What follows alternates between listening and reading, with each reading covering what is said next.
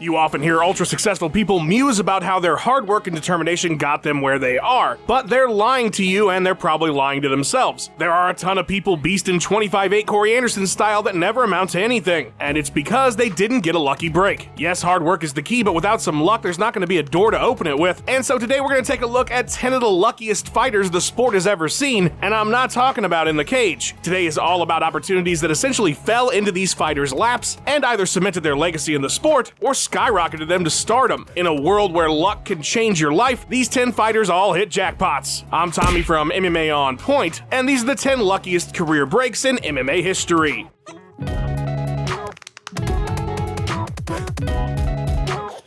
Number 10. Sokaju gets Pride 33 spot on looks. After just 3 professional bouts, the most recent of which saw him KO'd by Glover Teixeira in under 2 minutes, Team Quest's Sokaju found himself on the main card of Pride 33 against Brazilian legend Antonio Rogério Nogueira. Pretty sweet gig if you can get it, or rather an awful one. It was seen as one of the biggest mismatches in betting history. With Lil Nog coming in as a minus 2,300 favorite, the implied odds of victory for Sokaju were 6.9%, basically no chance in hell. How did this completely unknown fighter find himself in this position? Teammate Dan Henderson, who kept pushing Pridehead Nobuyuki Sakakibara to put him on the show. As the story goes, Nobuyuki saw Sokaju with his shirt off and said, "Alright, yeah, this guy's in." But he wasn't meant to fight Nogueira. Instead, the bout was meant to be against Cyborg Santos. But when Rogério's opponent dropped out late, they asked Sokaju if he'd be willing to take on Nogueira instead, and he was like, "Yeah, sure, okay." Get this, Lil Nog knew so little about his opponent, he actually attended his open workouts on Fight Week just so he had a better idea of what he was working with. Incredible story. Sokaju would shockingly KO Nogueira in just 23 seconds, the first time he'd ever been stopped in his entire career. It's still largely considered one of the biggest upsets in the sport's history, and as far as betting lines go, it takes the top spot. A first-round finish in his next fight of Ricardo Arona saw Sokaju in the UFC, but he would largely falter for the rest of his career. The win over Nog still very much his legacy in the sport. Number 9. Nate Diaz gets invited to TUF.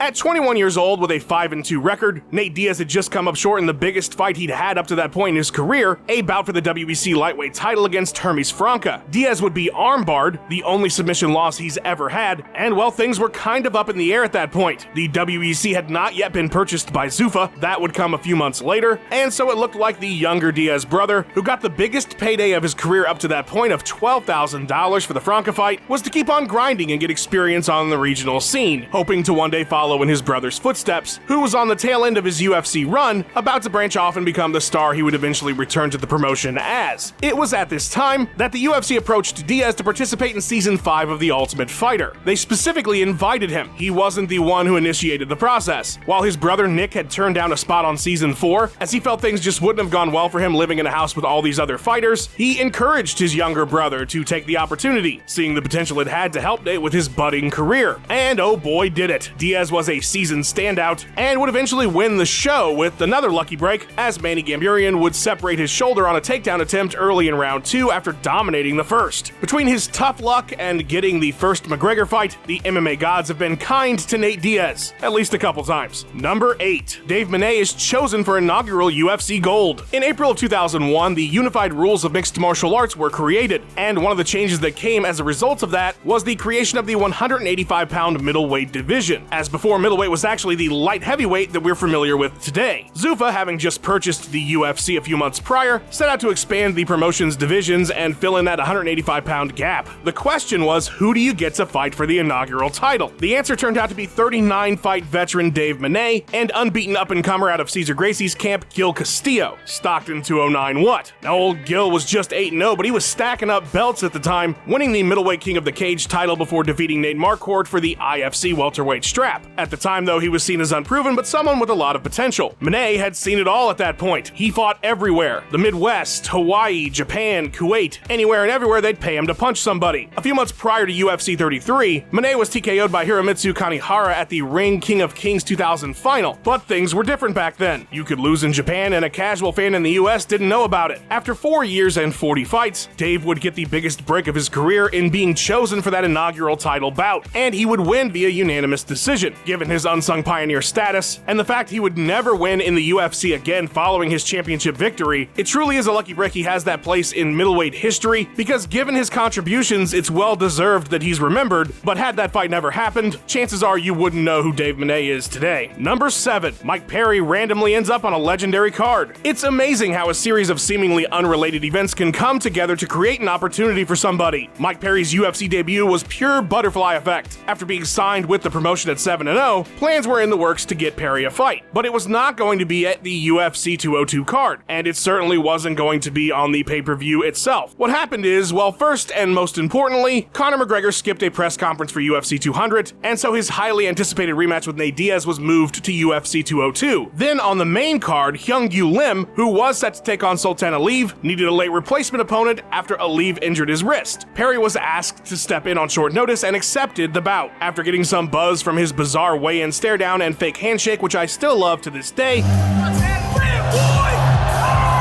Mike was one of the card's standouts for both his in-cage performance, his bizarreness, and the controversy of racist remarks by his corner during the fight. Yes, his first ever bout would encapsulate in its entirety everything that has made Mike Perry famous. Weird stuff, controversies, and KO TKOs. He got to do it all, and as part of the second biggest pay-per-view in UFC history, on the main card. That's the butterfly effect in action. Conor McGregor misses a press conference for UFC 200, and Mike Perry becomes Mike Perry as a result. MMA is truly bizarre. Number 6. Mickey Gall more or less runs into Dana White. When it was announced that pro wrestling megastar CM Punk had been signed by the UFC, everybody wanted to know who it was that he was going to fight, who was going to win the CM Punk lottery. Many a fighter already on the roster put their name in the hat, and if you go on social media around that time, there was plenty of regional talent looking to pick a fight with Phil Brooks in hopes that it would be their ticket to the big time. In the end, though, it would be Mickey Gall, and truly by happenstance. It's not every day that Dana White sits cage side for Dead Serious MMA in Philadelphia, Pennsylvania, but in November 2015, White was there filming the first episode of Looking for a Fight. They were there to watch a teammate of Corey Anderson who was on the card that they thought might have some potential. Mickey Gall was not on their radar whatsoever. He was just making his professional debut, in fact. But after he defeated Ron Templeton in under 3 minutes with a rear naked choke, he grabbed the mic and shot his shot, asking Dana for a fight with the Punkster in the UFC, and son of a bitch, it worked. Has an opponent?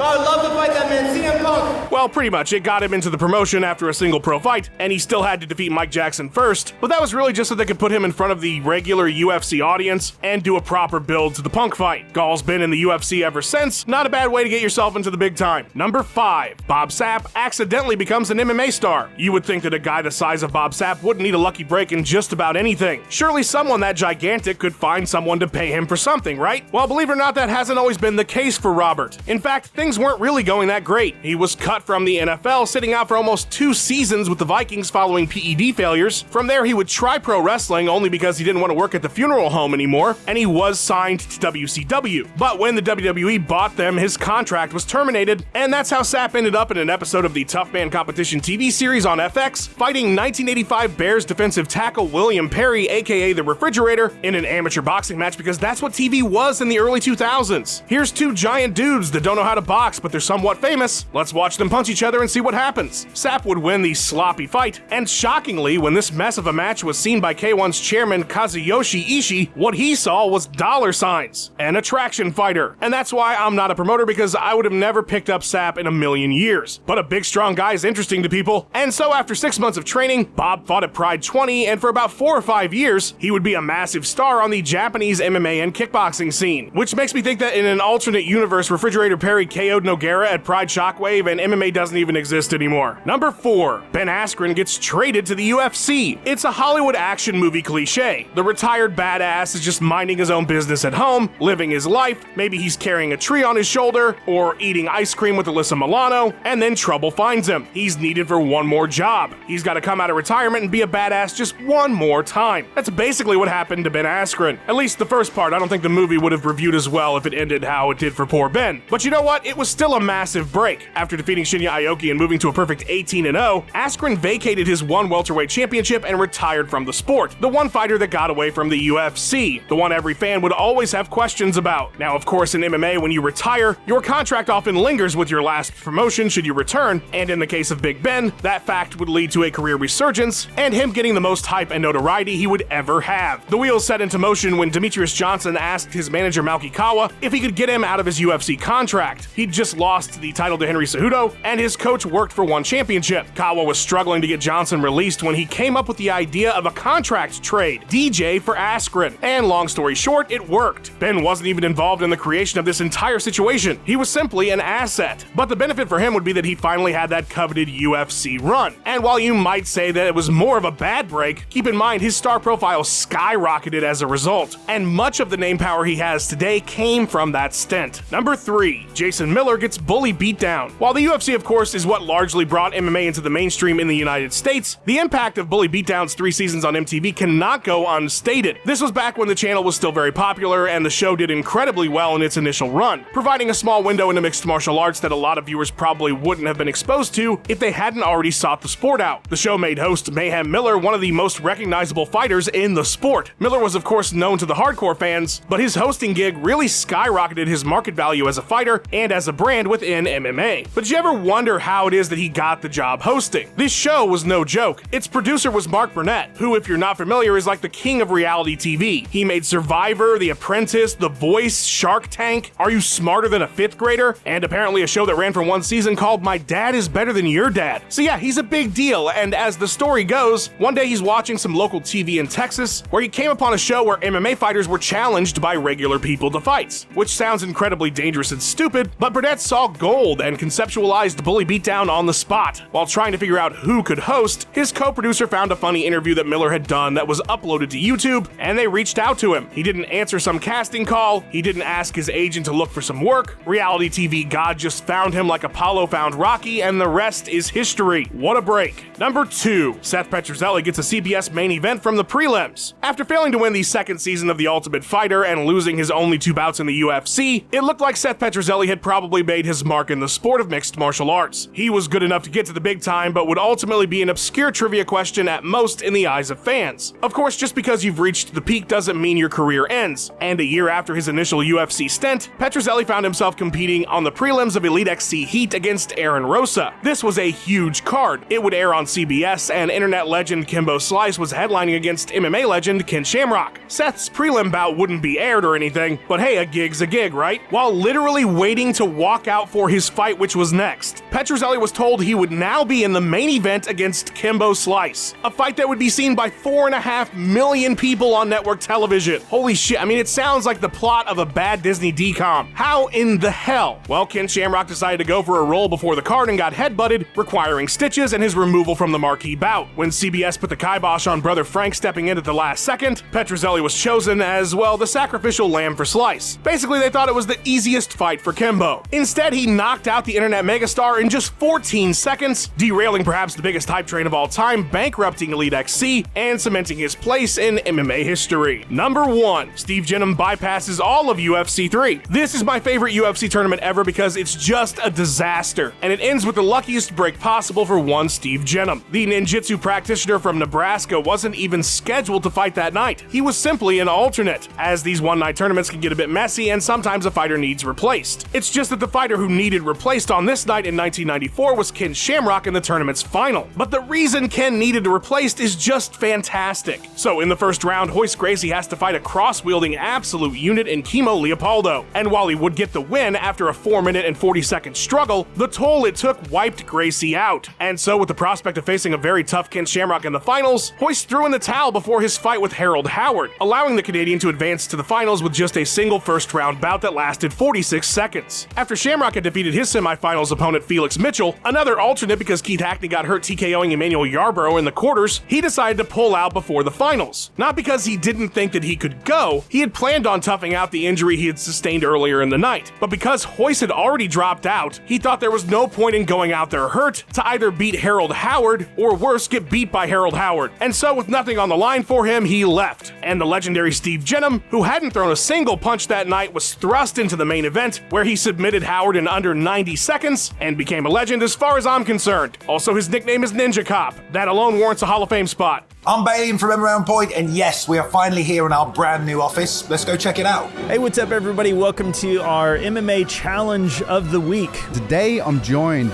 by the greatest referee in the world, Mr. Mark Goddard. I would punch him straight in the back of the fucking head.